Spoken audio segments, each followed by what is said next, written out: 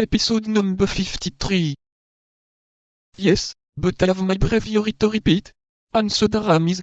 Then some verses to compose, which Madame de Guillon begged of me. Then I must go to the Roussant Honor in order to purchase some rouge for Madame de Chevreuse. So you see, my dear friend, that if you are not in a hurry, I am very much in a hurry. Aramis held out his hand in a cordial manner to his young companion, and took leave of him. Notwithstanding all the pains he took, D'Artagnan was unable to learn any more concerning his three new-made friends.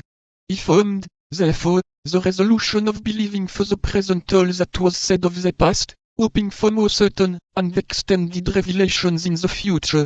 In the meanwhile, he looked upon Athos as an Achilles, Porthos as an Ajax, and Aramis as a Joseph. As to the rest, the life of the four young friends was joyous enough. Athos played, and that as a rule unfortunately. Nevertheless, he never borrowed a sou of his companions, although his purse was ever at their service, and when he had played upon honor, he always awakened his creditor by 6 o'clock the next morning to pay the debt of the preceding evening. Porthos had his fits. On the days when he won he was insolent and ostentatious. If he lost, he disappeared completely for several days, after which he reappeared with a pale face and thinner person, but with money in his purse. As to Aramis, he never played. He was the worst musketeer and the most unconvivial companion imaginable. He had always something or other to do. Sometimes in the midst of dinner, when everyone, under the attraction of wine and in the warmth of conversation, believed they had 2 or 3 hours longer to enjoy themselves at table, Aramis looked at his watch, arose with a bland smile, and took leave of the company, to go, as he said, to consult a casuist with whom he had an appointment. At other times he would return home to write a treatise, and requested his friends not to disturb him.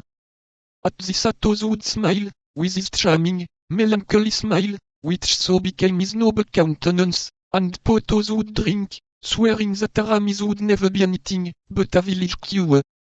Planchet, D'Artagnan's valet, supported his good fortune nobly. He received 30 sous per day, and for a month he returned to his lodgings gay as a chaffinch, and affable toward his master.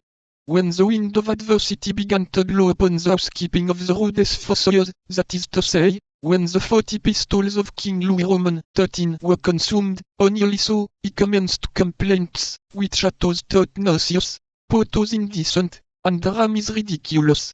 Athos counselled D'Artagnan to dismiss the fellow. Porthos was of the opinion that he should give him a good thrashing first, and Aramis contended that a master should never attend to anything but the civilities paid to him. "This is all very easy for you to say," replied D'Artagnan. "For you, Athos, who live like a dumb man with Grimaud, who forbid him to speak, and consequently never exchange ill words with him. For you, Porthos, who carry matters in such a magnificent style, and are a god to your valet, Mousqueton. And for you, Aramis, who, always abstracted by your theological studies, inspire your servant, Bazin, a mild, religious man, with a profound respect. But for me, who am without any settled means and without resources, for me, who am neither a musketeer, nor even a guardsman, what am I to do to inspire either the affection, the terror, or the respect in Planchet,